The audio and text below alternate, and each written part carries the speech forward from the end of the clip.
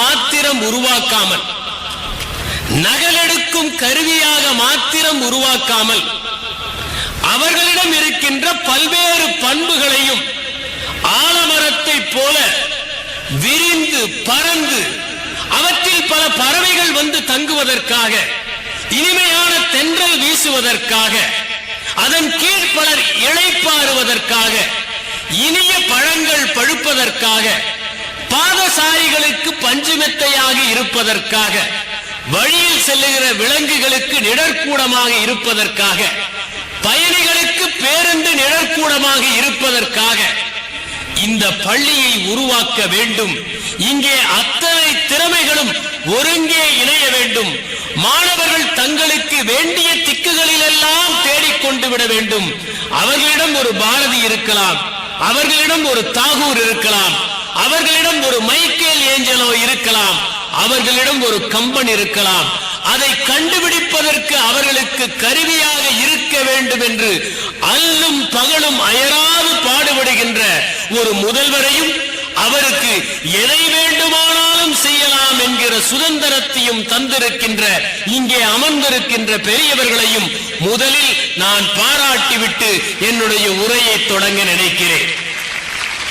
ஏனென்றால் சிலவற்றை செய்ய வேண்டும் என்று விரும்பினால் உடனே செய்துவிட வேண்டும். இல்லாவிட்டால் ஞாபக மறதியில் நல்ல செய்திகள் கூட நாம் மறந்து விடுவது உண்டு.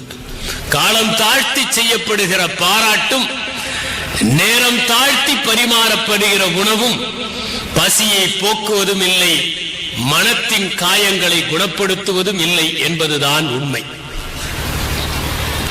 ஒரு மாணவனை ஏன் பல்வேறு பரிமாணங்கள் மிக்க ஒருவனாக உருவாக்க வேண்டும் என்கிற கேள்வி இன்று எழுந்துள்ளது. மதிப்பெண்கள் மாத்திரம் இருந்தால் போதுமே, நமக்கு என்ன தேவையோ அதை அடைந்து விடலாமே, அதற்கு பிறகு ஏன் அவர்களுக்கு இலக்கியம் தேவை, அவர்களுக்கு அறிவியல் பற்றிய உணர்வு தேவை, அவர்கள் கலைகளை வைத்துக் கொண்டு பிழைப்பு நடத்த போகிறார்களா?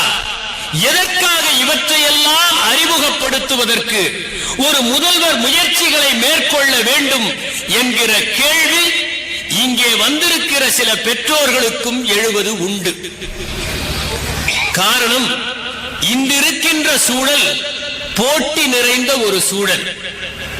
சிறிது நேரம் கூட தூங்காமல் இந்த போட்டியிலே கலந்து கொண்டு எப்படியாவது ஓடி முதலிடத்தை என் மகன் அடைந்து விட்டால் போதும் என்கிற மனப்பான்மையும், வாழ்க்கையில் ஏதேனும் ஒரு வகையில் வசதியான வருமானம் வருகிற ஒரு பணியில் அவன் சேர்ந்து விட்டால் போதும் என்று நினைக்கிற பெற்றோர்கள் அதிகம் இருக்கிறார்கள். உன் மகன் சுமாராக படித்து மிகச் சிறந்த ஒழுக்கம் கொண்டவனாக இருக்க வேண்டுமா, அல்லது சுமாரான ஒழுக்கத்துடன் மிகச் சிறந்த மதிப்பெண் பெறுகிற மாணவனாக இருக்க வேண்டுமா என்று பெற்றோர்களிடம் கேட்டால் 90 விழுக்காடு பெற்றோர்கள் அவன் சுமாரான குணநலத்துடன் சிறந்த மதிப்பெண் பெற்றவனாக இருப்பதைத்தான் நாங்கள் விரும்புகிறோம் என்று சொல்லுகிற சூழல் இன்று தமிழகத்திலே உருவாகி இருக்கிறது. அதனால் எல்லாவற்றிலும் ஒருவருடைய ஆற்றலை பரிணமிக்க செய்வது எதற்காக என்பதற்கு ஒரு சின்ன சம்பவத்தை குறிப்பிட விரும்புகிறேன். மெனேசியஸ் என்கிற ஒரு சீன அறிஞரிடம் கேட்டார்கள், உங்களிடம் பல சீடர்கள் இருக்கிறார்கள், அவர்கள் எப்படிப்பட்ட சீடர்கள்? மெனேசியஸ் சொன்னார், என்னிடம் இருக்கிற சில சீடர்களில் என்னை காட்டிலும் அறிவாளிகளை நான் பார்க்கிறேன். என்னிடம் இருக்கின்ற சில சீடர்கள் என்னை காட்டிலும் விழிப்புணர்வுடன் இருக்கிறார்கள். என்னிடம் இருக்கிற சில சீடர்கள் என்னை காட்டிலும் புத்தி கூர்மையுடன் இருக்கிறார்கள். என்னிடம் இருக்கின்ற சில சீடர்கள் என்னை காட்டிலும் கடுமையாக உழைப்பவர்களாக இருக்கிறார்கள். உடனே அந்த கேள்வியை கேட்ட நபர் மெனேசியஸை பார்த்து கேட்டார், உங்களை காட்டிலும் திறமையானவர்களாக இவர்கள் இருப்பதாக சொல்லுகிறீர்களே, பிறகு அவர்கள் எப்படி உங்களை குருவாக ஏற்றுக்கொண்டார்கள் என்று. அவர்கள் எல்லோரும் ஒவ்வொன்றில் என்னை காட்டிலும் திறமையானவர்களாக இருந்தாலும் எல்லாவற்றிலும் ஓரளவு திறமையோடு நான் இருக்கிறேன், அதனால் தான் என்னை குருவாக ஏற்றுக்கொண்டிருக்கிறார்கள் என்று. வாழ்க்கை என்பது மதிப்பெண்களோடு முடிந்து விடுகின்ற ஒரு செய்தி அல்ல. நினைத்து பாருங்கள், ஓவியம் இல்லாத உலகத்தை, சிற்பம் இல்லாத உலகத்தை, அழகான வயல்கள் இல்லாத உலகத்தை, மரங்கள் இல்லாத உலகத்தை, மனித நேயம் இல்லாத உலகத்தை, இசை இல்லாத உலகத்தை, கவிதை இல்லாத உலகத்தை, இலக்கியம் இல்லாத உலகத்தை, இந்த கருப்பு வெள்ளை உலகம் அழகாக இருக்க முடியுமா? இவை அனைத்தும் இல்லாத ஒரு கருப்பு வெள்ளை உலகத்தில் கணனிகளோடு மட்டுமே ஒருவன் காலம் தள்ளிவிட முடியுமா? இவை அனைத்தும் இருப்பதனால்தான் இந்த உலகம் அழகாக இருக்கிறது. காலை நேரத்தில் கண்ணை மூடி அமர்ந்து பாருங்கள், ஆயிரக்கணக்கான பறவைகளின் இசை, லட்சக்கணக்கான பூச்சிகளின் ஓசை, மரம் அசைகிற போது ஏற்படுகின்ற தென்றலின் இசை, மூங்கிலின் உள்ளே காற்று புகுந்து வெளியே வருகிற போது புல்லாங்குழல் வாசிப்பதைப் போல ஏற்படுகிற இனிமையான ஓசை, இவற்றையெல்லாம் விட்டுவிட்டு மதிப்பெண்களை மட்டுமே சுமந்து கொண்டு ஒரு மனிதன் வாழ்ந்துவிட முடியுமா? அப்படி வாழ்கிற மனிதன் சதைகளற்ற எலும்புக்கூடாகத்தானே நடமாட முடியும். எனவேதான் அனைத்தையும் உள்ளடக்கிய ஒரு கல்வி இன்று தேவைப்படுகிறது. அதற்கு உங்களுக்கு எதில் விருப்பமோ அதை தேடுவதற்கு எல்லாவற்றையும் கோடிட்டு காட்ட வேண்டிய நிலையில் பள்ளிக்கூடம் இருக்கிறது. அந்த உயர்ந்த பணியை இந்த இடத்தில் SRV பள்ளி செய்கிறது என்பதை நினைத்து பார்க்கிற போது உங்களை சரியான வழிகாட்டியாக இருந்து அவர்கள் நடாத்துகிறார்கள் என்கிற பெருமை என்னுடைய நெஞ்சத்தை பூரிப்பு கொள்ள செய்கிறது. ஒரு மனிதன் கல்வி பெறுகிற போது ஒரே ஒரு குறிப்பிட்ட பாடத்தை மாத்திரம் படித்தால் மதிப்பெண்கள் பெற்றுவிடலாம், அவன் உயர்ந்த வாழ்க்கையை கூட அடைந்து விடலாம், உலகியல் ரீதியான வெற்றியை கூட பெற்றுவிடலாம். இன்று உலகியல் ரீதியான வெற்றி என்பது ஒருவன் வைத்திருக்கின்ற பணத்தையும் அவனுக்கு சமூகத்தில் கிடைக்கிற மரியாதையையும் அவனிடம் இருக்கின்ற சொத்துகளையும் வைத்து கணக்கிடப்படுகிறது.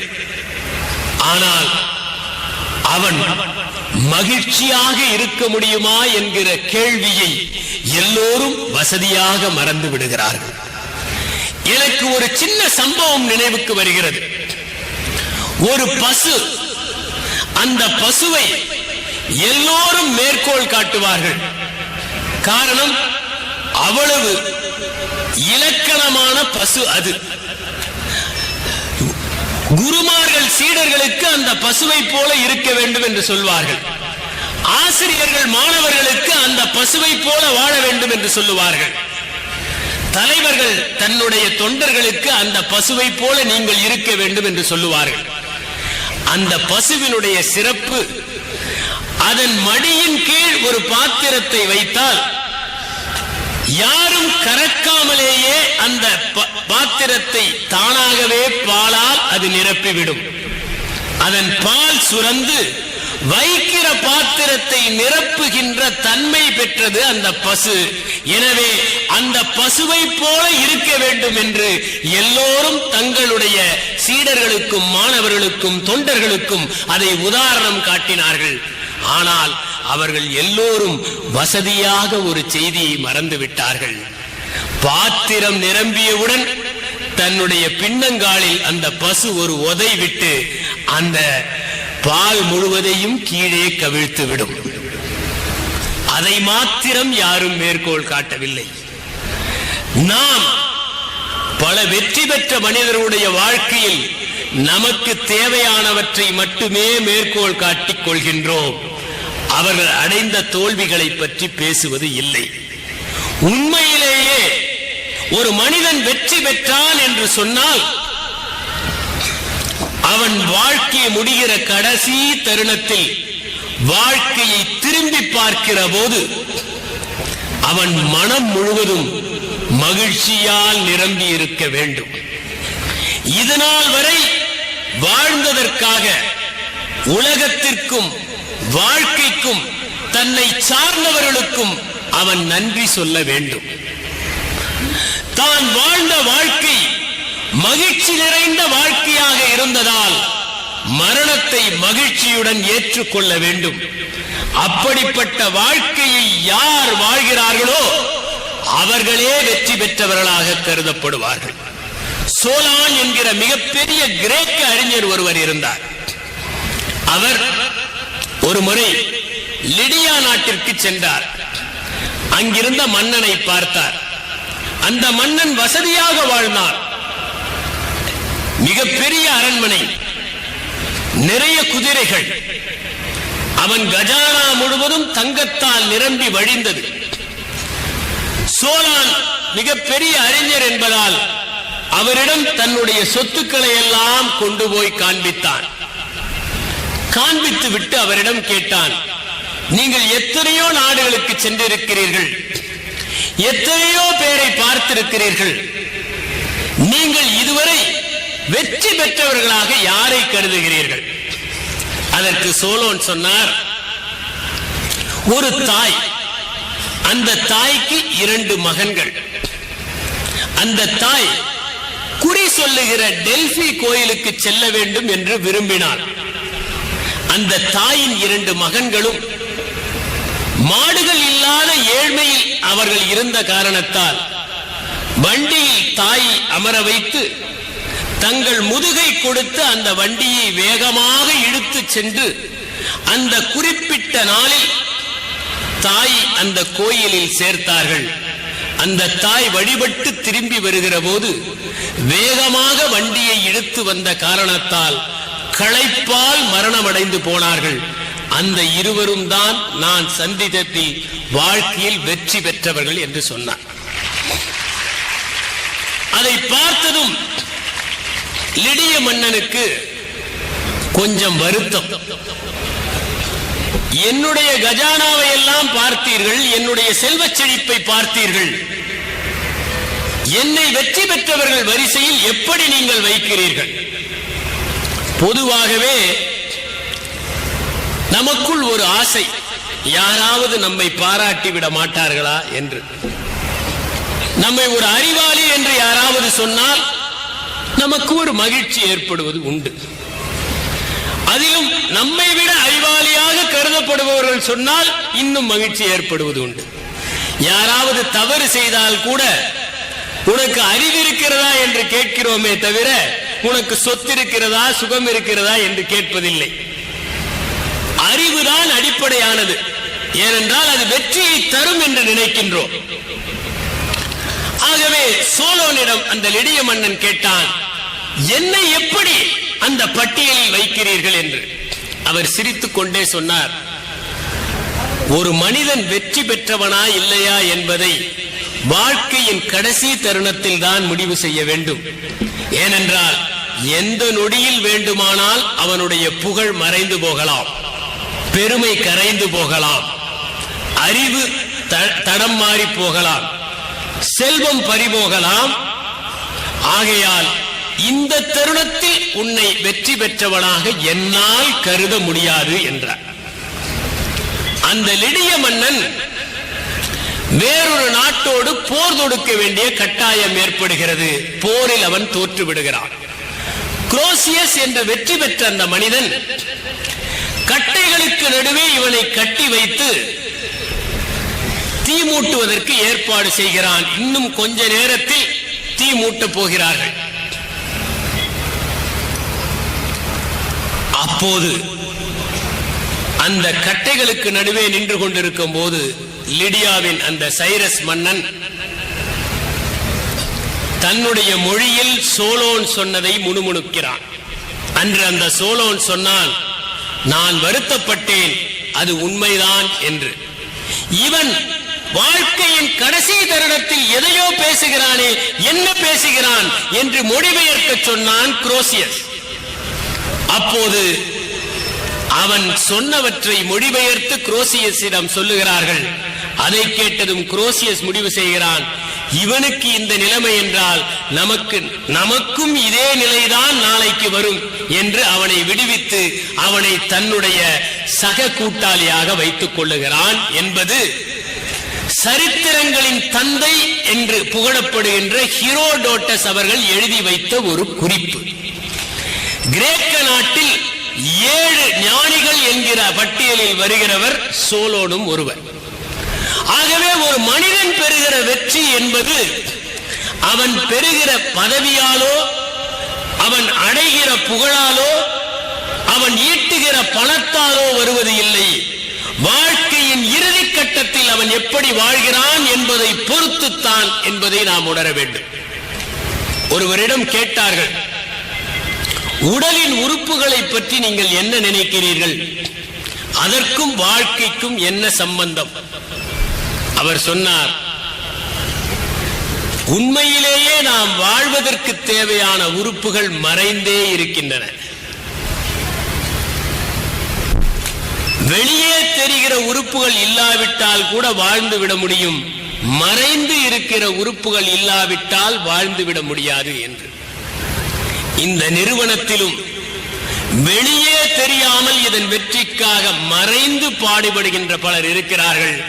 அவர்கள்தான் இதை தூக்கி நிறுத்துகிறார்கள், தோள் கொடுக்கிறார்கள். ஆக எல்லா இடங்களிலும் வெளியே தெரிகிற வெற்றி ஒன்று இருக்கிறது. வெளியே தெரியாமல் ஆழமாக இதயத்தை போல, நுரையீரலை போல, கல்லீரலை போல பணியாற்றுகிறவர்களும் இருக்கிறார்கள். மாணவர்களை உருவாக்குவது என்பது மிகச் சிரமமான ஒன்று. இன்றைய சூழலில் அவர்கள் கவனங்கள் சிதறிப் போவதற்கு பல வாய்ப்புகள் இருக்கின்றன. சின்ன சின்ன பிரச்சனைகளை கூட தாங்க முடியாத அளவிற்கு அவர்கள் வளர்க்கும் சூழல் இருக்கிறது. ஒரு அழகான ஜென் கதை உண்டு. இந்த ஜென் கதையை மாத்திரம் நீங்கள் உங்கள் வாழ்க்கையில் பின்பற்றினால் எந்த காலகட்டத்திலும் உங்களுக்கு தோல்வி வராது என்பதை உறுதியாக குறித்து சொல்லுவேன் நான். ஒரு மன்னன் சண்டையிடுவதற்காக ஒரு சேவலை வாங்கினான். கோழி சண்டை என்பது தமிழகத்தில் 2000 ஆண்டுகளாக இருந்திருக்கிறது. சங்க இலக்கியங்களில் கூட சேவல் சண்டையை பற்றி வருகிறது. தமிழ்நாட்டில் இருந்துதான் 11ஆம் நூற்றாண்டில் மேற்கிற்கு சேவல் சண்டை சென்றிருக்கிறது. இன்று சேவல்கள் எல்லாம் கூவுவதை நிறுத்திவிட்டன. காரணம், சேவல்களே இல்லாத கோழிகளை நாம் உருவாக்க தொடங்கிவிட்டோம். கொட்டைகளே இல்லாத பழங்களை உருவாக்க தொடங்கிவிட்டோம். தோலே இல்லாத காய்கறிகளை உருவாக்க தொடங்கிவிட்டோம். கசப்பே இல்லாத பாகற்காயை உருவாக்க தொடங்கிவிட்டோம். இனி கடவுள் பல்லே இல்லாத மனிதர்களை படைக்க தொடங்குவாராக. ஆமென். இந்த சேவல்கள் வாங்கிய சேவலை அந்த அரசர் சேவல் சண்டைக்காக பயிற்றுவிக்கின்ற ஒரு நிபுணரை அழைத்து கொடுத்தார். எல்லா சேவல்களும் சண்டை போட முடியாது, அதற்கு பயிற்சி தேவைப்படுகிறது. எனவே அவரிடம் கொடுத்து இதை சண்டைக்கு தயார் செய், எந்த சண்டை நடந்தாலும் என்னுடைய சேவல் தான் வெற்றி பெற வேண்டும் என்று கொடுத்தார். 2 மாதம் போனது, பயிற்சியாளரிடமிருந்து எந்த தகவலும் இல்லை. மன்னர் அவரை அழைத்தார், அவரிடம் கேட்டார், சேவல் எப்படி இருக்கிறது? சண்டைக்கு தயாராகிவிட்டதா? கொஞ்சம் பொறுங்கள், உங்கள் சேவல் அதிகம் உணர்ச்சி வசப்படுகிறது.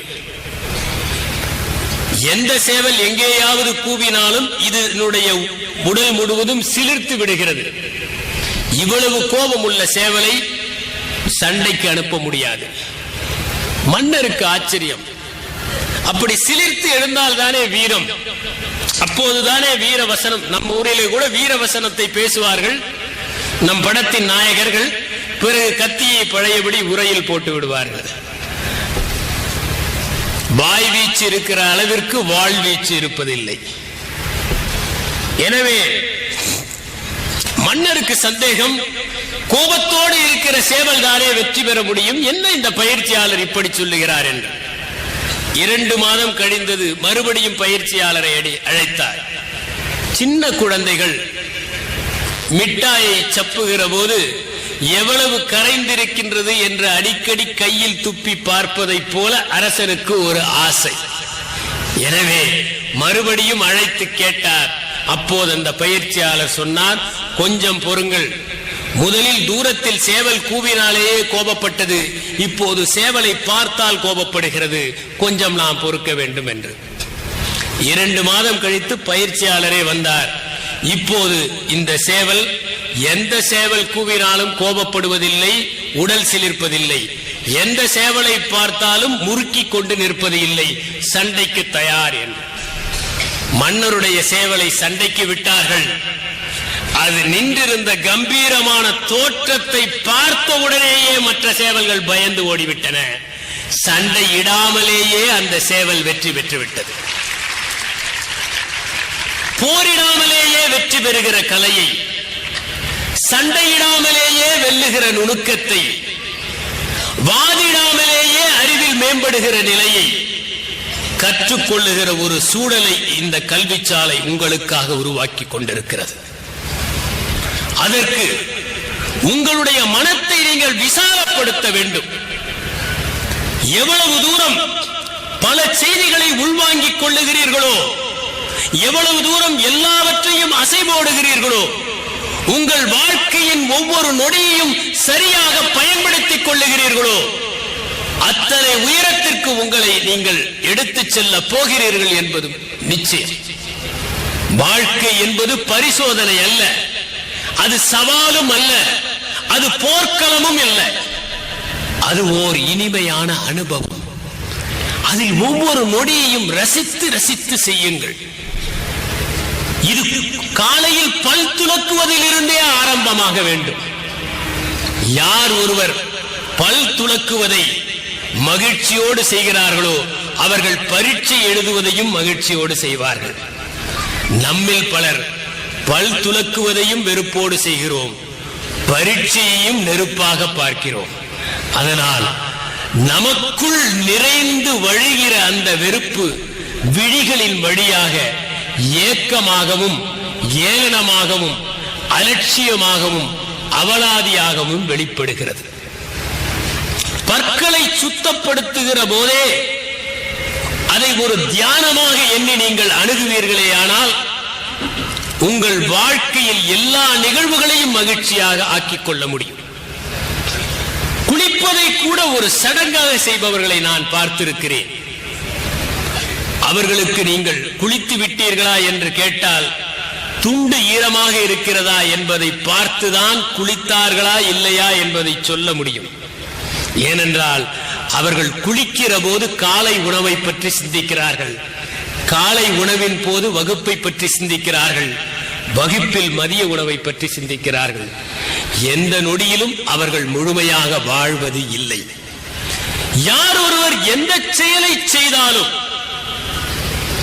அதில் தங்களை கரைத்துக் கொள்ளுகிறார்களோ, சாப்பிடுகிற உணவை கூட ஒரு பிரசாதமாக கருதி கொள்ளுகிறார்களோ, அவர்கள் வாழ்க்கையின் எல்லா தருணங்களையும் மகரந்தம் தடவிய மகிழ்ச்சி நொடிகளாக மாற்றிக் கொள்ளுகிறார்கள்.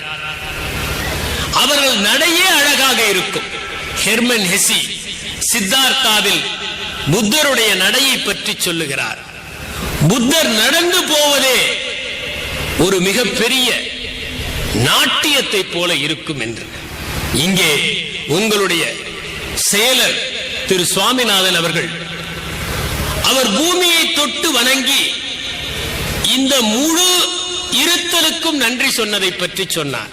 புத்தரிடம் கேட்டார்கள், நீங்கள் ஞானம் பெற்றதை பற்றி என்ன நினைக்கிறீர்கள் என்று. அவர் சொன்னார், இந்த உலகத்தில் இருக்கிற எல்லோருமே ஞானம் பெற முடியும் என்றார். அப்போது ஒருவர் கேட்டார், ஏன் அவர்கள் ஞானம் பெறுவது இல்லை? புத்தர் சொன்னார், நீங்கள் ஒரு 100 பேரை பார்த்து அவர்களுக்கு என்ன தேவை என்று கேட்டுக்கொண்டு வாருங்கள் என்று.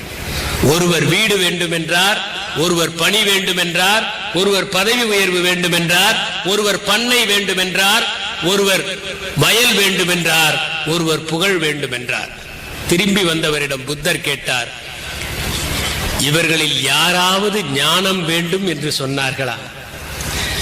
தேடாமல் எப்படி கிடைக்கும்? புத்தர் நடந்து போவதே அவ்வளவு அழகாக இருக்கும் என்று ஹெர்மனெஸ் எழுதுகிறார். புத்தருடைய முகம் அவ்வளவு பொலிவு மிக்கதாக இருக்கும் என்று எழுதுகிறார். யாருடைய முகம் அழகாக இருக்கும்? நீங்கள் எந்த அழகு நிலையத்திற்கும் செல்லாமல் உங்களை அழகாக ஆக்கிக் கொள்ள முடியும். எப்போது நீங்கள் திருப்தியுடன் இருக்கிறீர்களோ அப்போது உங்களையும் அறியாமல் உங்கள் விழிகள் ஒளிர்வதை பார்க்கலாம். எந்த ஏக்கங்களும் இல்லாமல் உங்கள் முகம் இருக்கிற போது உங்கள் விழிகளில் வழிகிற வெளிச்சத்தில் உங்கள் முகமே பிரகாசமாக மாறுவதை நீங்கள் பார்க்கலாம். அப்போதுதான் உண்மையான அழகு கைகூடும் என்பதை நாம் உணர வேண்டும். புத்தர் சொல்லுகிறார், நான் பெற்ற ஞானம் என்பது இந்த இருத்தலின் மையத்தில் என்னை வைத்திருக்கிறது. இந்த இருத்தலின் மையத்தில் நானும் ஒருவனாக ஆகிவிட்டேன் என்று குறிப்பிடுகிறார். அதைத்தான் வள்ளலார் பாமரர்களுக்கும் புரியும்படி சொன்னார். வாடிய பயிரை கண்ட போதெல்லாம் வாடினேன். ஒரு மண் கட்டி உடைபட்டதற்கு கூட வருத்தப்பட்டவர் வள்ளலார். ஏனென்றால் எப்போது நீங்கள் இருத்தலின் மையமாக மாறுகிறீர்களோ அப்போது நிச்சயமாக எல்லா உயிர்களிலும் நீங்கள் பிரதிபலிப்பதை போன்ற உணர்வை பெறுவீர்கள். எனவே எந்த சின்ன செயலை செய்தாலும் அதை மகிழ்ச்சியோடு செய்வதற்கு மாணவர்கள் கற்றுக்கொள்ள வேண்டும். அப்படி செய்வதற்கு பெற்றோர்கள் பழக்கப்படுத்த வேண்டும். உங்கள் குழந்தைகளுக்காக நீங்கள் நேரத்தை ஒதுக்க வேண்டும். இன்று பெரும்பான்மையான குடும்பங்களில் விவாகரத்து வருவதற்கு காரணம் அவர்களுக்குள் ஏற்படுகிற கொள்கை பிரச்சனையினால் அல்ல. ஏனென்றால் நாம் எல்லோருமே கொள்கைகளே இல்லாமல் வாழ கற்றுக்கொண்டு விட்டோம். எனவே கொள்கை பிரச்சனை வருவதற்கு வாய்ப்பே இல்லை. கணவனுக்கு கிடைக்கின்ற ஓய்வு நேரமும் மனைவிக்கு கிடைக்கிற ஓய்வு நேரமும் ஒத்து போகாததால் தான் பல வீடுகளில் விவாகரத்துகள் நடக்கின்றன. விவகாரத்தால் அல்ல, நேரம் ஒத்து போகாமல் இருப்பதனால். உங்கள் குழந்தைகளுக்கு நீங்கள் எப்படி நேரத்தை ஒதுக்க வேண்டும், அவர்களை எவ்வாறு உருவாக்க வேண்டும் என்பதற்கு ஒரு சின்ன கீழ் திசை மேற்கோளை சொல்லலாம் என்று நினைக்கிறேன். காங் சௌ என்கிற ஒருவன் ஒட்டகத்தை போல முதுகு வளைந்தவன். அவன் ஆனால் அவன் கைகள் அற்புதமானவை. அவன் நடுகிற மரங்கள் எல்லாம் மிக விரைவாக வளர்ந்து விடுகின்றவை. சென்ற முறை இந்த வளாகத்திற்குள் நான் வந்தபோது வறண்டிருந்த இந்த வளாகம் இன்று மரகத ஆடையை பூசிக்கொண்டு இருப்பதை பார்க்கிற போது மிகவும் மகிழ்ச்சியாக இருக்கிறது. ஏனென்றால் ஒவ்வொரு மரத்திலுமே இருத்தல் இருந்து கொண்டிருக்கிறது என்பதை உணர வேண்டும். அப்படி மரங்களை நடுவதில் வல்லவனான அவனை ஒருவர் அழைத்து கேட்டார், நாங்களும் மரம் நடுகிறோம், ஆனால் நாங்கள் நடுகிற மரங்கள் நன்றாக வளருவதில்லை. ஆனால் நீ நடுகிற மரங்கள் மாத்திரம் வேகமாக நடுகின்றனவே, எப்படி என்று. அதற்கு அவன் சொன்னான், நான் மரங்களை மிகவும் நேசிக்கிறேன். அவற்றை நடுகிற போதே அவற்றிடம் பேசுகிறேன். எல்லோரும் நான் நட்டால் மரம் வளரும் என்று நம்புகிறார்கள். நீ ஒத்துழைக்க வேண்டும் என்று அந்த மரத்தின் காதில் கிசுகிசுக்கிறேன். என் மொழியை அது புரிந்து கொள்ளுகிறது. நான் மரத்தை நட்டவுடன் அதனுடைய வேர்களை சுற்றி லகுவாக அது வேர்களை விரித்து பரப்புவதற்காக பழைய மண்ணை போடுகிறேன். பிறகு அதை திடப்படுத்துவதற்காக அதன் மீது புதிய மண்ணை போடுகிறேன். பிறகு தேவைப்படுகிற போது மட்டும் சென்று நீரை வார்த்து விட்டு வருகிறேன். ஆனால் மற்றவர்கள் மரத்தை நட்டவுடன் அது சீக்கிரமாக வளர வேண்டும் என்று அடிக்கடி சென்று பார்க்கிறார்கள். அதற்கு உயிர் இருக்கிறதா என்று கிள்ளி பார்க்கிறார்கள். பிறகு வேர் பிடித்து விட்டதா என்று ஆட்டி பார்க்கிறார்கள். இப்படி அடிக்கடி பார்க்கிற காரணத்தால் அவர்கள் நடுகிற மரம் ஆட்டம் கண்டு விடுகிறது. எனவே அது வளராமல் போகிறது. நான் அவ்வப்போது சென்று அந்த மரத்திற்கு தேவையானதை மாத்திரம் செய்வதால் நான் நட்ட மரங்கள் வளர்கின்றன என்று. கிட்டத்தட்ட மாணவர்களும் மரங்களைப் போலத்தான். அடிக்கடி அவை பச்சையாக இருக்கின்றனவா என்று கிள்ளி பார்க்காதீர்கள். அவை வேர்பிடித்து விட்டனவா என்று ஆட்டி பார்க்காதீர்கள். அவர்கள் சாப்பிடுகிற போது பாடத்தை பேசாதீர்கள், சாப்பாட்டை பற்றி பேசுங்கள்.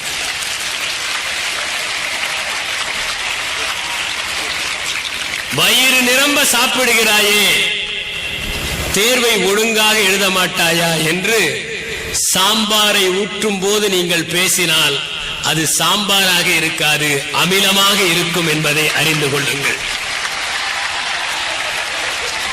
பாதிக்கப்பட்ட மாணவர்களின் எண்ணிக்கை அதிகம் என்பதை நான் அறிவேன். நான் கூறுவதெல்லாம் பெற்றோர்களுக்குத்தான். உங்கள் மகன் வித்தியாசமானவன் என்பதை உணர்ந்து கொள்ளுங்கள். உங்கள் மகளிடம் என்ன ஆற்றல் இருக்கிறது என்பதை அறிந்து கொள்ளுங்கள். மனையியல் வல்லுநர்கள் சொல்லுகிறார்கள், ஒரு குழந்தை ஒரு பிரச்சனையை சொன்னால் 60 விதங்களில் அதற்கான தீர்வை சொல்லுகிறது. ஆனால் வளர்ந்தவர்கள் 2க்கு மேல் தீர்வுகளை சொல்ல முடியவில்லை என்று. ஒரு குழந்தையின் உலகம் அழகானது, பறந்து விரிந்தது. அதை சிந்தனைகளால் கட்டுப்படுத்தி விட முடியாது. அதை யாரும் திமிசுக்கட்டையால் அடக்கிவிட முடியாது. அது 1000 கனவுகளை விரித்து வானவீதியில் பறப்பதற்கு தயாராக இருக்கிறது. அப்படிப்பட்ட அந்த குழந்தையை நாம் நம்முடைய அவாவை திணிப்பதற்காக வளர்க்கிறோம் என்கிற பெயரில் சிதைத்து விடக்கூடாது என்பதில் பெற்றோர்கள் குறிப்பாக இருக்க வேண்டும். ஒரே நாளில் உங்கள் குழந்தை அனைத்து ஊட்டச்சத்தையும் பெற்றுவிடும் என்று நினைத்தால் நிச்சயமாக அது வயிற்று போக்கிலோ மலச்சிக்கலிலோ கொண்டு போய்தான் விடும் என்பதை நாம் உணர வேண்டும். அவை இயல்பாக வளர்வதற்கான சூழலை இந்த பள்ளி உருவாக்குகிறது. நீங்கள் செய்ய வேண்டியதெல்லாம் உங்கள் குழந்தைக்கு ஒரு தோழனாக இருக்க முயற்சி செய்யுங்கள், ஒரு தோழியாக இருக்க முயற்சி செய்யுங்கள். கொஞ்சம் காது கொடுத்து அவர்களுடைய பிரச்சனைகளை கேளுங்கள், அவர்கள் கனவுகளை கேளுங்கள். அதிக அவாவை வைத்திருந்தவர்கள் என்ன ஆனார்கள் என்பதற்கு கிரேக்க இலக்கியத்தில் இகாரஸ் சாட்சி. டேடலஸ் என்பவன் மினாட்டர் என்கிற இடத்தில் இருந்து தப்பிப்பதற்காக மெழுகினால் ஆன இறகுகளை செய்து தானும் மாட்டிக்கொண்டு தன் மகன் இகாரசுக்கும் கொடுக்கிறான். பிறகு இருவரும் அங்கிருந்து தப்பி செல்லுகிறார்கள். மகன் இகாரசிடம் டேடலஸ் சொல்லுகிறான், மிகவும் உயரமாக பறக்காதே, சூரிய வெளிச்சத்தில் இந்த இறகுகள் மெழுகால் ஆன காரணத்தால் உருகிவிடும், கடல் பக்கத்தில் பறக்காதே, கடலில் விழுந்து விடுவாய் என்று. ஆனால் பறக்க பறக்க ஆசை. உயரமாக செல்பவர்கள் அனைவரும் உயரத்திலேயே எப்போதும் இருப்போம் என்று நினைப்பதுதானே மனித இயல்பாக இருக்கிறது. ஆகவே அவன் சூரியனை தொட்டுவிட பறக்கிறான், மெழுகு இறகுகள் உருகி விடுகின்றன. எனவே கீழே விழுந்து இறந்து விடுகிறான். எனவே அதிக அவா உள்ளவர்களுக்கு எப்போதுமே இகாரஸ் இலக்கணமாகி போனான். அதை போலவே ராமாயணத்தில் சூரியனை தொட வேண்டும் என்று ஆசைப்பட்டு சடாயுவின் அண்ணன் சம்பாதி தன்னுடைய இறகுகளை எரித்துக் கொண்டதை நாம் படிக்கிறோம். எனவே எப்போதுமே அதிக அவாவை திணிப்பதை நாம் தடுத்து நிறுத்தி அவர்கள் போக்கில் நாம் எல்லோரும் ஒரு மரம் நடுபவர்கள். அந்த மரம் இயல்பாக வளர்வதற்கான சூழலை உருவாக்க வேண்டும் என்பதில் தான் நாம் தீவிரமாக இருக்க வேண்டும். அப்படிப்பட்ட சூழலை உருவாக்குவதற்கு நாம் அவர்களுக்கு நேரத்தை ஒதுக்கி தர வேண்டும், அவர்களோடு பேச வேண்டும், அவர்கள் கற்பனைகளை கேட்க வேண்டும். ஒரு குழந்தை எவ்வளவு புத்திசாலித்தனமாக சிந்திக்கிறது என்பதற்கு ஒரு உதாரணத்தை சொல்ல விரும்புகிறேன். நாங்கள் ஒரு வசதி மிகுந்தவர் வீட்டிற்கு ஒரு நாள் செல்ல வேண்டி இருந்தது. எங்கள் நண்பரும் அங்கே வந்திருந்தார். அவருடைய குழந்தையும் அங்கே வந்திருந்தது. அந்த வசதி மிகுந்தவர்கள் தாங்கள் வசதியானவர்கள் என்பதை எல்லா விதத்திலும் காட்டிக் கொண்டிருந்தார்கள். அவர்கள் வீடு முழுவதும் பல்வேறு நாடுகளில் இருந்து தருவிக்கப்பட்ட அலங்கார பொருட்கள் வீடு முழுவதும் பரப்பி வைக்கப்பட்டிருந்தன. எங்கு பார்த்தாலும் கண்ணாடியால் ஆன அலங்கார பொருள்கள். அந்த நண்பரின் குழந்தை அங்கும் இங்கும் இயல்பான தன்னுடைய பருவத்தின் விளைவால் ஓடி விளையாடி கொண்டிருந்தது. ஆனால் பெற்றோர்களுக்கோ பதற்றம். இந்த குழந்தை ஓடுகிற போது எதையாவது உடைத்து விடப் போகிறது என்று. அந்த வசதி மிகுந்தவர்களுக்கு திருமணமான ஒரு மகனும் மருமகளும் வீட்டில் இருந்தார்கள். 1.5 மணி நேரமும் பெற்றோர்களுடைய கவனம் தன் குழந்தை எதையும் உடைத்து விடக் கூடாதே என்பதிலும், அந்த வீட்டை சார்ந்தவர்களுக்கு எந்த பொருளாவது உடைந்து விடப் போகிறதே என்பதிலுமே கழிந்தது. அவர்கள் அந்த இருத்தலை ரசிக்க முடியவில்லை. அவர்கள் உரையாடுகிற போதெல்லாம் அச்சத்தோடு தான் உரையாடினார்கள். அது சந்திப்பாக நிகழவே இல்லை. மிக மகிழ்ச்சியான நொடிகளை அவர்கள் பொருட்களை நிரப்பி தொலைத்து இருந்தார்கள். அப்போது திடீரென அந்த குழந்தை அந்த இளம் தம்பதியரை பார்த்து கேட்டது, நீங்கள் ஏன் இன்னும் குழந்தை பெற்றுக் கொள்ளவில்லை? குழந்தை பெற்றால் அந்த குழந்தை இந்த பொருட்களை எல்லாம் உடைத்துவிடும் என்கிற காரணத்தினாலா என்று ஒரு கேள்வியை கேட்டது. எவ்வளவு நுட்பமான ஒரு கேள்வியை அந்த குழந்தை சிந்தித்திருக்கிறது. அவர்கள் தங்கள் வாழ்க்கையே பொருட்களை சேகரிப்பதில் கழித்திருந்தார்கள் என்பதை அந்த குழந்தை 1.5 மணி நேரத்தில் உணர்ந்து கொண்டு விட்டது. ஒரு வாழுகிற குழந்தையின் முன்பு உயிரில்லாத அத்தனை பொருட்களும் வீணானவைதானே. ஒரு பள்ளியில் ஆசிரியர்களிடம் விதைகளையும் மதிப்பு மிகுந்த மணிகளையும் கொடுத்து தேர்ந்தெடுங்கள் என்று சொன்னபோது 90 விழுக்காடு ஆசிரியர்கள் மணிகளை தேர்ந்தெடுத்தார்கள். 10 விழுக்காடு ஆசிரியர்கள் மாத்திரம் விதைகளை தேர்ந்தெடுத்தார்கள். விதைகளை தேர்ந்தவர்களிடம் நான் கேட்டேன், நீங்கள் ஏன் இந்த விதைகளை தேர்ந்தெடுத்தீர்கள்? உயிரில்லாத மணிகளை விட வீரியம் கொண்ட விதைகள் மேலானவை அல்லவா? இந்த விதைகளில் எவ்வளவு உயிர் அடங்கி இருக்கிறது என்று அவர்கள் பதில் சொன்னார்கள். சின்ன குழந்தைகள் இந்த உலகத்தை நுட்பமாக பார்க்கின்றன. அவற்றின் பார்வையை விசாலப்படுத்துவதற்காகத்தான் கல்வி, அவர்களுடைய அறிவை விரிவுபடுத்துவதற்காகத்தான் கல்வி. நான் கேட்டுக்கொள்வதெல்லாம், நாம் எல்லோரும் சேர்ந்து குழந்தைகளுக்கு செய்ய வேண்டிய ஒரே ஒரு உதவி, அவர்களுக்கு தேடுதலை தூண்டுகிற ஒரு சூழலை மாத்திரம் உருவாக்கி தருவோம். அவர்களே தேடிக்கொள்வார்கள். நாம் யாரும் கைபிடித்து அழைத்து செல்ல வேண்டிய அவசியமே இல்லை. இந்த காலத்து குழந்தைகள் நம்மை காட்டிலும் அறிவாளிகள், நம்மை காட்டிலும் நுட்பமானவர்கள். அவர்கள் பயமில்லாமல் வளர்ந்து கொண்டிருக்கிறார்கள். நாம் பயப்படுகிறோம். பயமில்லாத அவர்களை பார்க்கிற போதெல்லாம் பயத்தோடு வளர்ந்த நம்முடைய இளமை காலம் நினைவுக்கு வருகிறது. நாம் பறிகொடுத்து விட்டோமே என்கிற பொறாமை கூட சில பெற்றோர்களுக்கு உண்டு. அப்படிப்பட்ட பொறாமையில் அச்சமில்லாமல் ஜல்லிக்கட்டு காளைகளைப் போல வருகிற அவற்றை செக்கு மாடுகளாக மாற்ற முயற்சி செய்யக்கூடாது. அவர்களிடம் நாம் தேடுதலை உருவாக்குவோம். அடிக்கடி பிராய்லர் கோழியின் எடை கூடியிருக்கிறதா என்பதை போல அவற்றின் அறிவுத்திறனை பரீட்சைகளின் மூலம் நாம் பரிசோதிக்க மாட்டோம். அவற்றை மேம்படுத்துவதற்காக நாம் அவர்களுடைய தேடலை விசாலப்படுத்துவதற்கான தேவையான அத்தனை உதவிகளையும் செய்வோம். அப்படிப்பட்ட ஒரு பரிசோதனை முயற்சி இந்த பள்ளியில் நடப்பதனால்தான் இவ்வளவு நேரம் உங்களோடு காலத்தை கழிப்பதற்கு நான் வந்தேன். உங்களை பார்க்கிற போது எனக்கு மகிழ்ச்சி ஏற்படுகிறது. நீங்கள் எல்லோரும் நாளை எந்த பணியில் இருக்க போகிறீர்கள் என்பது எனக்கு முக்கியம் இல்லை. நீங்கள் எந்த பணியில் வேண்டுமானாலும் இருங்கள். ஆனால் அந்த பணியை செய்கிற போது அதை நேர்த்தியாக செய்யுங்கள். ஒவ்வொரு பணியிலுமே உங்களுடைய கையொப்பத்தை இடுகிற அளவிற்கு அதில் நேர்த்தியும் நிறைவும் இருக்கட்டும். பழங்காலத்து கோயில்களில் இருக்கிற சிற்பங்களை செய்தவர்கள் அந்த சிற்பிகளின் பெயரை எங்கேயும் பதிவு செய்யவில்லை. ஆனால் அந்த சிற்பமே அந்த சிற்பியின் கையொப்பமாக நின்று கொண்டிருக்கிறது. நாம் செய்கிற பணிதான் நம்முடைய கையொப்பம். தமிழகம் என்பது ஒரு காலத்தில் மிக உயர்ந்த நிலையில் இருந்த ஒரு நாடு. இது 2000 ஆண்டுகளுக்கு முன்பே அன்பையும் விருந்தோம்பலையும் கனிவையும் பண்பையும் அடுத்தவர்களுக்கு உதவுவதையும் தலையாய பணியாக கொண்டு வாழ்ந்த சமுதாயம்.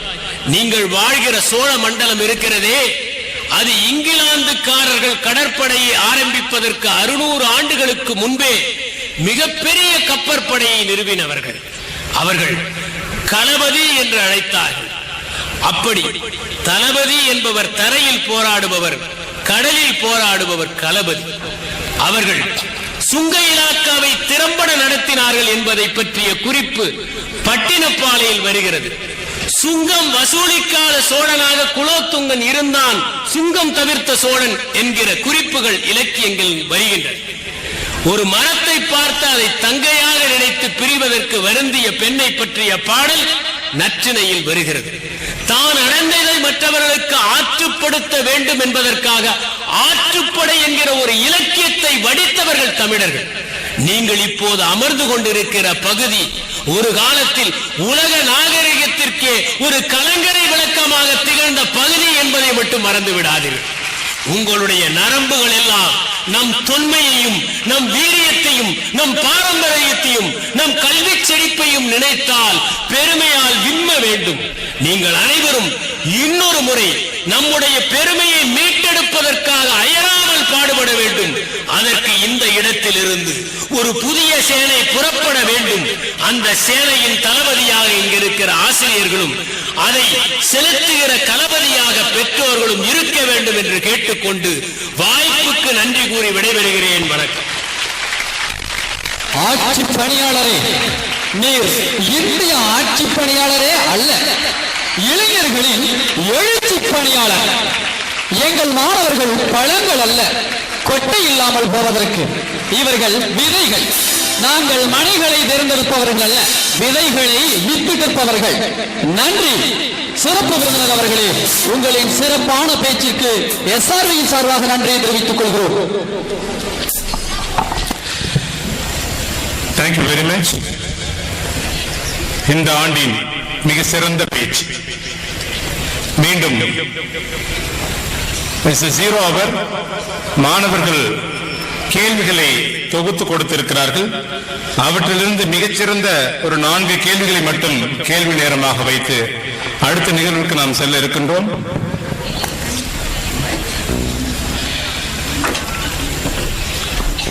B Kameshwar, P Kameshwar. நேர கட்டுப்பாடு என்பதை கடைபிடிக்க முடியவில்லை. எவ்வாறு நேரத்தை பிரித்து படிப்பது?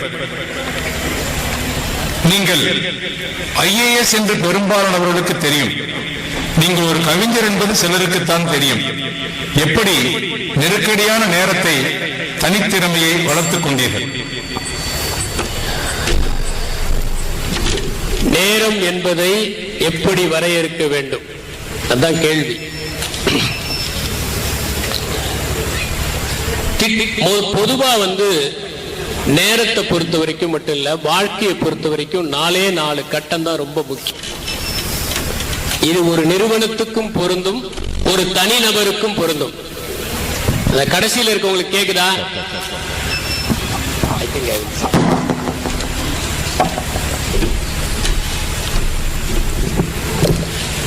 நேரத்தை எப்படி பயன்படுத்துவது என்பது நிறுவனத்திற்கும் பொருந்தும், ஒரு தனி மனிதனுக்கும் பொருந்தும். அதுல 4 ஸ்டெப். 1 பிளானிங், 2வது ஆர்கனைசிங், 3வது லீடிங், 4வது கண்ட்ரோலிங். முதல்ல உங்களுடைய நேரத்தை நீங்க பயன்படுத்துறதுக்கு ஒரு பிளான் பண்ணணும்.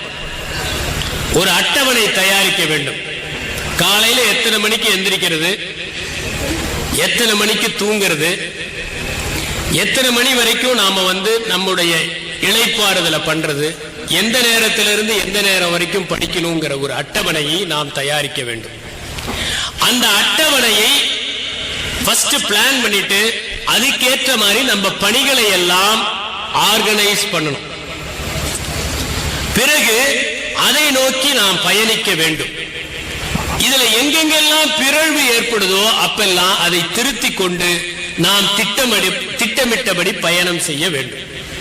உதாரணத்துக்கு தினமும் காலையில் 5 மணிக்கு எழுந்திரணும் அப்படின்னா எல்லாரும் அலாம் வச்சு படிப்பாங்க.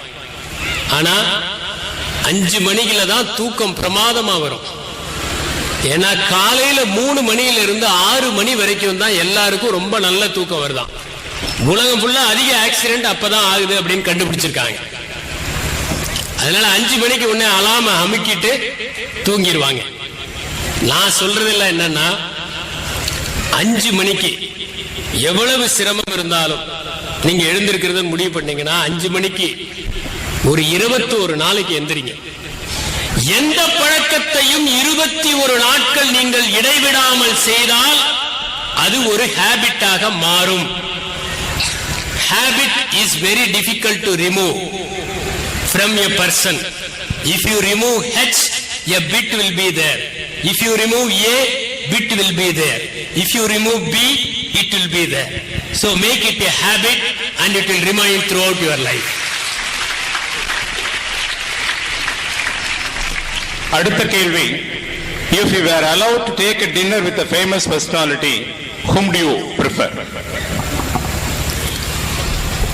நீங்கள் ஒரு ரொம்ப பாப்புலரான ஒரு பர்சனோட நீங்க சாப்பிடணும்னு விரும்புனீங்கன்னா யாரோட சாப்பிட விரும்புங்கன்னு கேக்குறாங்க. பி அக்ஷய ரத்னம்.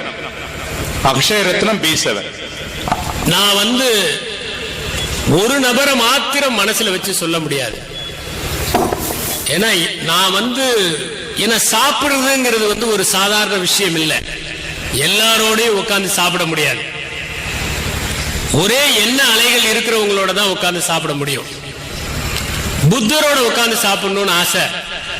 ஆனா புத்தரோட சாப்பிடும் போது அவர் பேசவே கூடாதுன்னு பாரு. ஏன்னா சுவாதிங்கிற பையன் அவரோட உட்கார்ந்து சாப்பிடுறான். புத்தர் சொல்றாரு சாப்பிடும் போது பேசவே கூடாது அப்படின்னு சொல்லுவாருன்னு. சரி, புத்தரோட சாப்பிட முடியாது, அதுக்கப்புறம் வேற யாரோட சாப்பிடலாம்? இந்தியாவின் தலை சிறந்த மன்னரில் ஒருவராக கருதப்பட்ட அசோகரோட உட்கார்ந்து சாப்பிடணும்னு ஆசை. ஏன்னா இந்தியாவில் முதல்ல விலங்குகளுக்கும் மருத்துவமனை அமைச்சது அசோகர் தான். அதனால அவரோட உட்கார்ந்து சாப்பிடணும்னு ஆசை. முடியுமா? முடியாது. ஏன்னா சமகாலத்தில் நான் கேட்டு வியந்த ஒரு மிகப்பெரிய ஞானி ஜெய கிருஷ்ணமூர்த்தி, அவரோட அமர்ந்து சாப்பிடணும்னு ஆசை. முடியாம போயிருச்சு.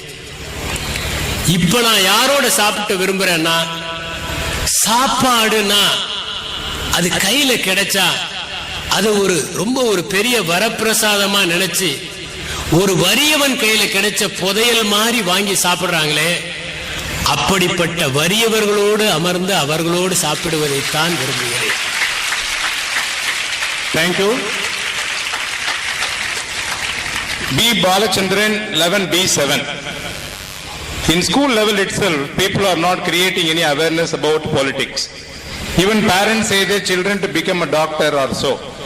And most of them do not encourage their children to become the politician or leader. Why? Is there any way to change this, sir? If you want to become a leader, if you want to become a politician, nothing prevents you from becoming a politician.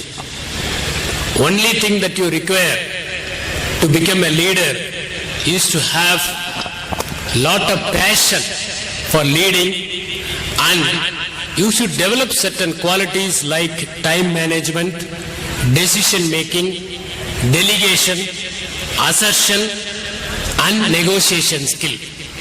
If you excel in all these qualities, definitely you can become a leader. And leadership doesn't mean that you have to become a politician. You can be a leader of an organization. You can be a leader of an institution, and even you can become a leader of a state. But try to develop these qualities, and when the time comes, plunge into that particular arena so that you can excel. Be prepared. And you should have excellent communication skills to become a good leader. I am telling you, most of the leaders who dominated in a particular period of time had excellent communication skill, including the leaders whom we witnessed in the Second World War. The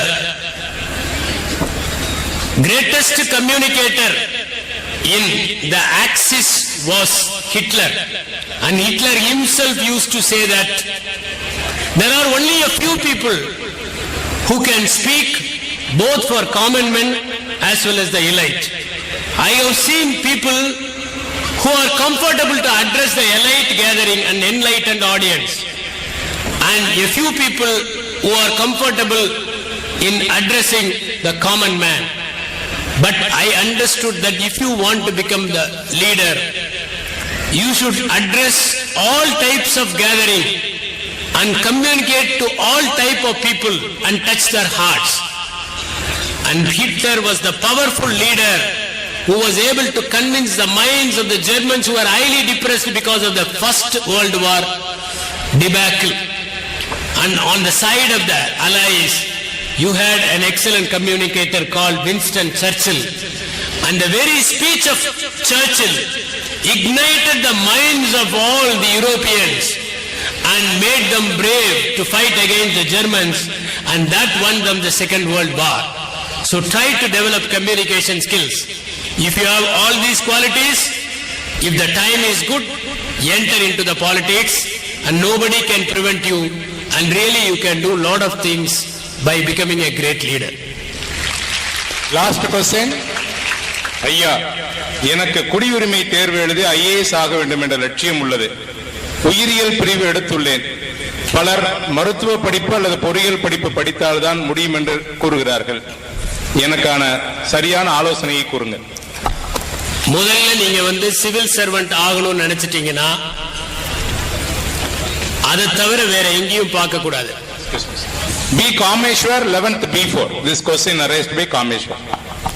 முதல்ல civil services தான் உங்களுடைய cos அப்படின்னு நீங்க முடிவு பண்ணீங்கன்னா உங்க பார்வையை வேற எங்கேயுமே செலுத்தக்கூடாது. ஆப்பிரிக்கன் சஃபாரின்னு ஒரு படம் முடிஞ்சா உங்க பிரின்சிபால் அதை ஒரு தடவை போட்டு காமிக்கிட்டோம்.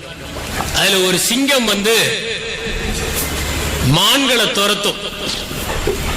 அது ஒரு பர்டிகுலர் மான துரத்தி போகும்போது வேற மான்கள்லாம் அது மேலேயே விழும் பயத்துல. ஆனாலும் அந்த மான்களை வேட்டையாடாம எந்த மான துரத்துறதோ அந்த மானையே துரத்தி பிடிக்கும். அந்த சிங்கத்தை போல உங்கள் கவனத்தை இந்த தேர்வில் செலுத்துங்கள். உயிரியல் பாடம் என்பது நல்ல பாடம்.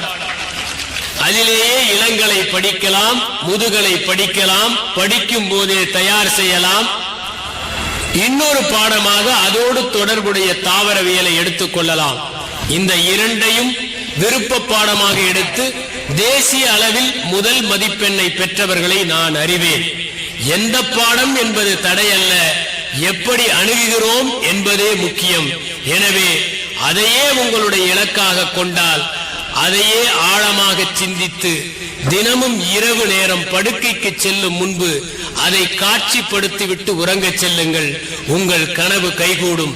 அப்படி வருவது நீங்கள் பணியாற்றுவதற்காக, மக்களுக்கு சேவை செய்வதற்காக, உங்களுடைய நலன்களை சற்று ஒதுக்கி வைத்துவிட்டு எல்லோரும் இன்புற்றிருக்க பாடுபடுவதற்காக என்பதை நீங்கள் மனத்தில் வைத்தால் உங்கள் நோக்கம் எளிதில் நிறைவேறும். ஏனென்றால் பணி என்பது இலக்காக இருக்கக்கூடாது, நோக்கமாக இருக்க வேண்டும். இலக்கு என்பதை அடைந்தால் அயற்சி ஏற்படும். நோக்கம் என்பது எப்போதும் விரிந்து கொண்டே செல்கிற வானமாக இருப்பது. அப்போதுதான் உங்கள் சிறகுகளை அதை நோக்கி இன்னும் வேகமாக அடிக்க முடியும். நன்றி, வணக்கம்.